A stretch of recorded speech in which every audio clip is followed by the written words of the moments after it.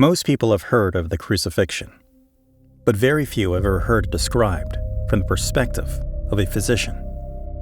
What you're about to hear is not a dramatization. It's a medical account, a clinical analysis of what the human body endures during crucifixion. Not symbolically, but physiologically. And once you hear it this way, you don't just understand the cross, you feel the weight of it. The physical passion of the Christ began in Gethsemane. Of the many aspects of this initial suffering, one of the greatest physiological interests is the bloody sweat. Luke, the physician, records, "And being in agony, he prayed more earnestly, and his sweat became like drops of blood falling down upon the ground."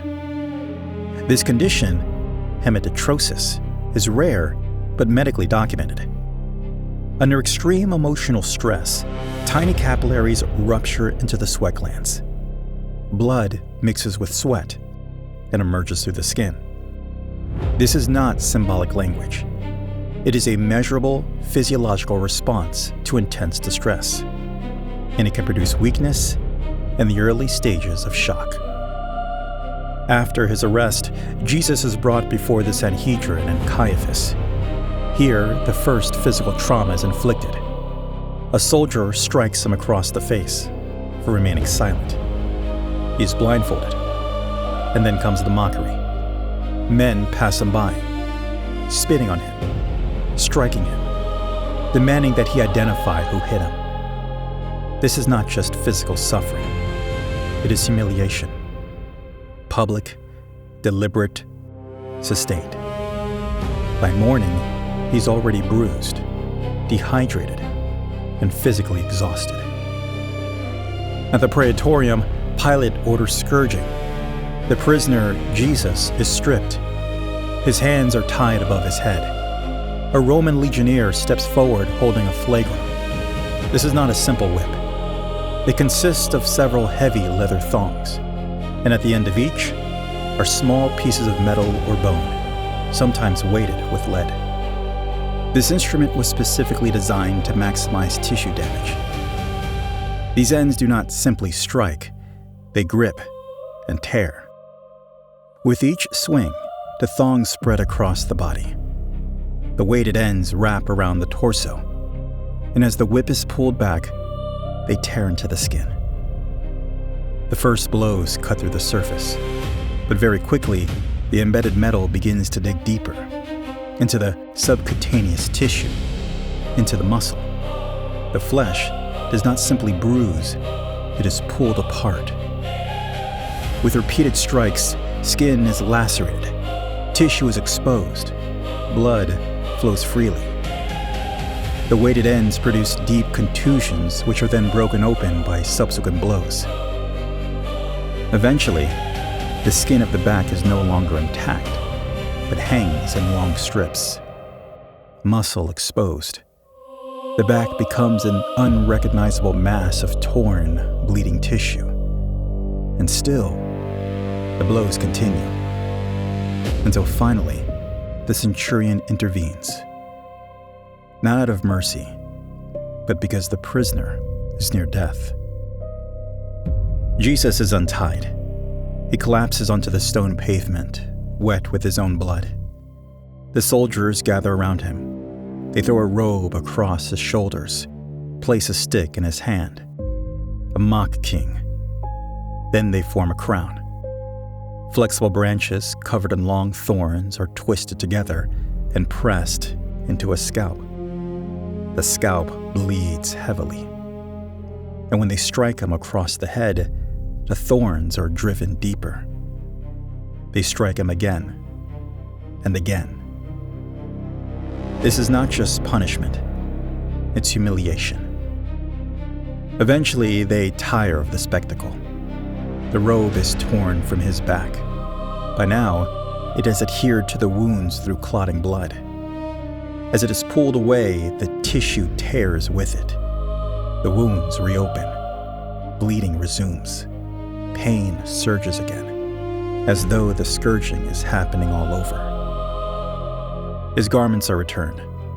The patibulum is placed across his shoulders, and he's made to walk.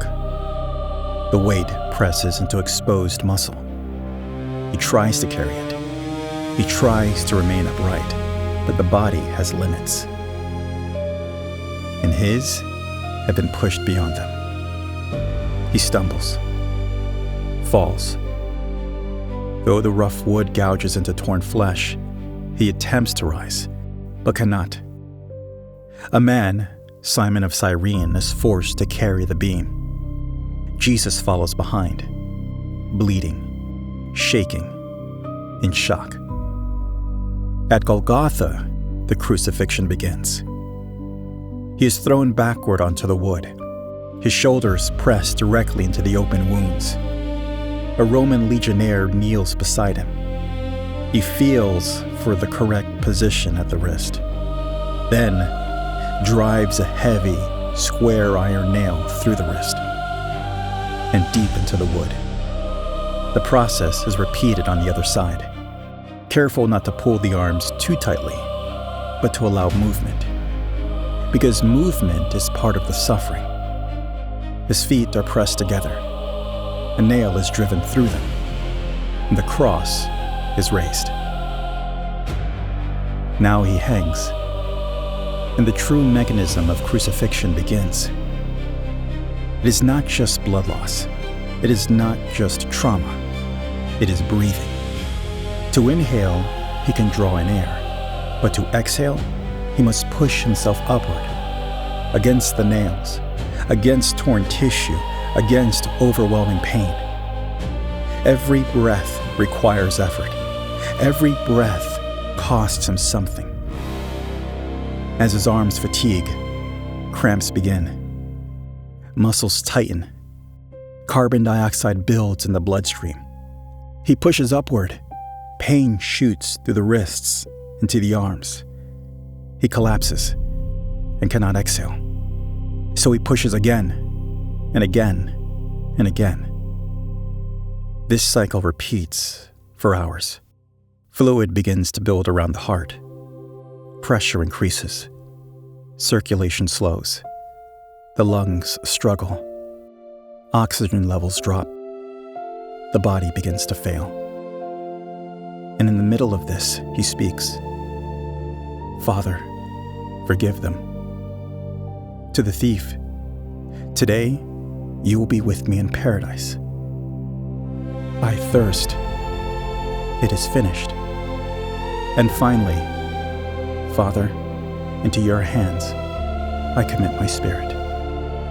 With that, he dies. To ensure death, a soldier drives a spear into his side, and from the wound flows blood and water, consistent with fluid surrounding the heart and the collapse of the body. That's the account. Not from a distance, but through the lens of what the body actually endured. The pain, the exposure, the humiliation. Because when you really see it clearly, the cross stops being abstract. It becomes real. And it forces you to wrestle with it. Because he didn't avoid it. He went through it completely. And that's why the resurrection matters.